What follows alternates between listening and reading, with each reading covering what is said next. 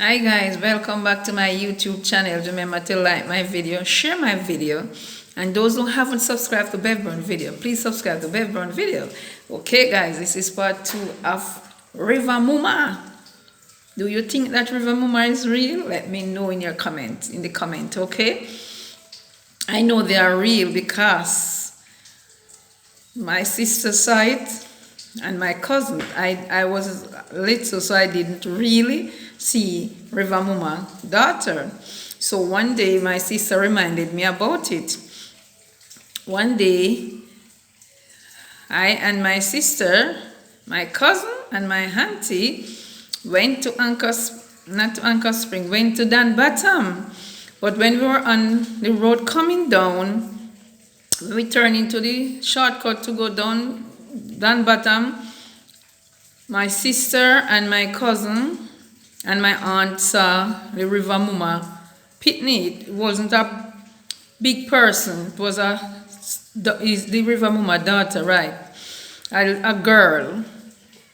So we were talking and laughing, and when she realized, she chuck off. My sister said she chuck off in the water. The water splash.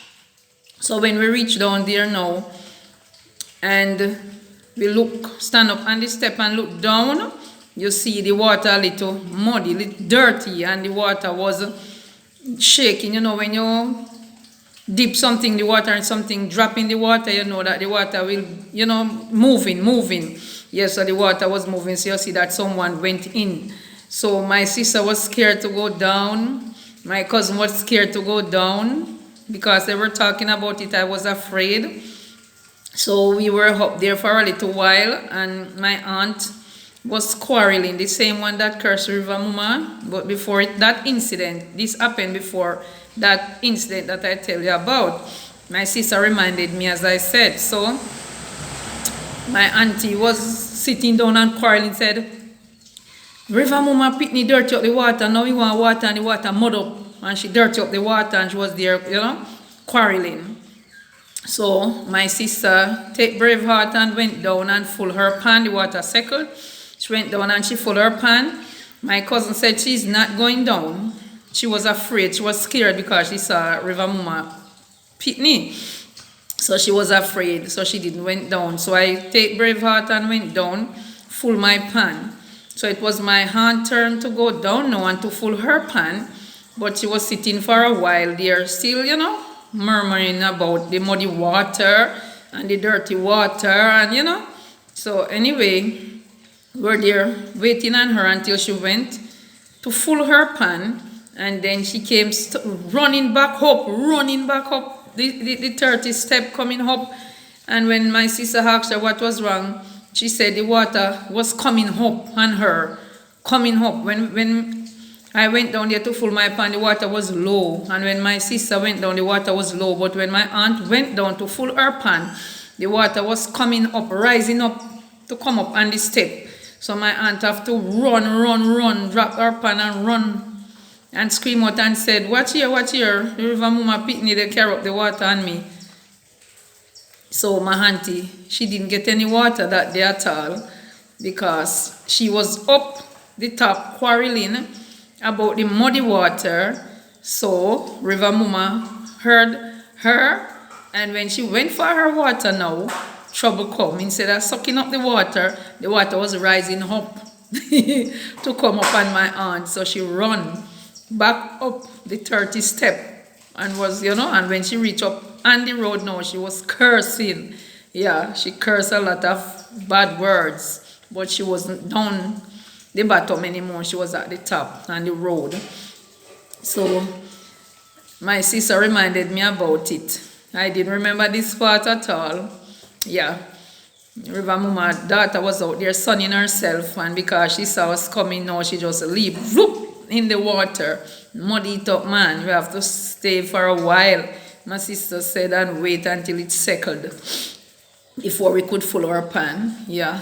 And my cousin was so scared because she saw her. My cousin didn't go down there. She was scared. Didn't go down to fill her pan that day at all. She came up, went home back with her empty pan. And my aunt didn't get any water also. because of the water was rising up on her, because she was up the top cursing about Riva Muma daughter will mud up the water and so on and so forth. And when you're down there, you must make any noise. And my aunt, because of her disobedient ways and her stubborn ways, she was making a lot out of it. While my sister take it easy, she didn't take it easy. So that's the second part of my story. So Anchor Spring now, I get information from my one family member who is an elderly person. So in her days, when she was a girl, she said, Anchor Spring, when you go to Anchor Spring, or Anchor Spring set up, it have a big cotton tree over it and a big rock. So between the rock and the cotton tree, that's the river head. So what they do now, they build a catchment there now over it and set up the pipe, as I tell you for in the first one. So you have a breadfruit tree over there. My family members telling my sister about it. You have a breadfruit tree over there, and whenever you're free to pick the breadfruit, but if you can help that the breadfruit don't drop in the water, but if you cannot prevent the breadfruit from dropping in the water, you have to pick the breadfruit, and when the breadfruit drop in the water, you have to have a clean container to, when you take up the breadfruit from out the water, you have to have a clean container. Now, when you pick breadfruit, it have stain, and the stain get in the water, so they have to have a clean container now to dip up the stain from out of the water. Else Riva Muma will dream to them and tell them not to pick any more breadfruit if they don't know how to keep the river clean, the water clean. So if you want to pick breadfruit, you have to know how to pick it, and if it drop in there, you have to have your clean container to get the stain out of that water. And what she said again is that when they were little and you went to the spring, Anchor Spring, when you're in the past, before you face the spring, you hear music playing, a lot of music there, man, playing. And if you take your time and don't make any sound and creep up, you will see Riva Muma out there sunning and her children. Riva Muma and her family out there in the sun, sunning themselves and dancing. They play a lot of music, but if you make any noise, they just dive off in the water because they don't want anyone to see them. So they will dive off in the water. And she said many times they went to Anchor Spring, music upon music playing, and they went and they full up and they don't see any music box or anything, they don't see anybody, but music, and there's children dancing until when they finish dancing now, they will full their pan, and after fulling their pan and walking away, the music stop. But normally, if you want to see Riva Muma and her children, she said you'd have to go quietly down Anchor Spring and stop at the gate and take your time, and when you look, you will see Riva Muma and her children out there because she loves the sun. They love the sun. So when the time is very hot and sunny, that's the time they are out. When they listen and see that no noise, no sound, they come out and they play the music and they're in the sun dancing. Yeah, man, for real. For real. My family member tell me about it. Yeah, man, for real. They come out and they sun themselves and they play the music and they enjoy themselves. And if they see anyone coming, you clean your throat or you're singing, they just whoop, back in the water because they don't want anyone to see them. For many years, they were there. Children go and stand up and listen to their music, wonderful music. My family member said they play as children when they were growing up. Yeah, man, that time she said, don't they keep clean? And the water's clean and pretty. In time they never build any catchment there. When we was little, catchment was there, but those days they didn't have any catchment there. So you just go and fill your pan and so on. The water was open. So Riva Muma will be out there sunning with her children, and once she saw you coming, once she heard the noise, they just dive off back in the water because they don't want anyone to see them. But many of them, when they were little, said they hide and watch them. Yeah, man, for real. And this is real. No fairy tales. True story. No fairy tales. It's a true thing, guys. She said it was a pleasure to watch them sunning out there, but you can't let them see that you're looking at them, Yeah, man, you can't let them see that they're looking at them. So when you pick the breadfruit, you have to, they're very clean, and they tell you, if you go down there and use dirty pan in the water or drop anything dirty in there, they will dream to your parents to let them know how you must keep the water clean, because they don't want any dirty thing in the water. And when you pick your breadfruit, no stain must be left in the water. Nothing, no breadfruit leaf, nothing at all. Anything drop in the water, you have to get something clean to take it out and keep the water clean. Get out that breadfruit stain out of the water. You see how clean they were? Yeah, man. They don't want to see their thing get dirty at all. So children, they say they have fun going down there just to listen to their music and to watch them sunning themselves in the hot sun.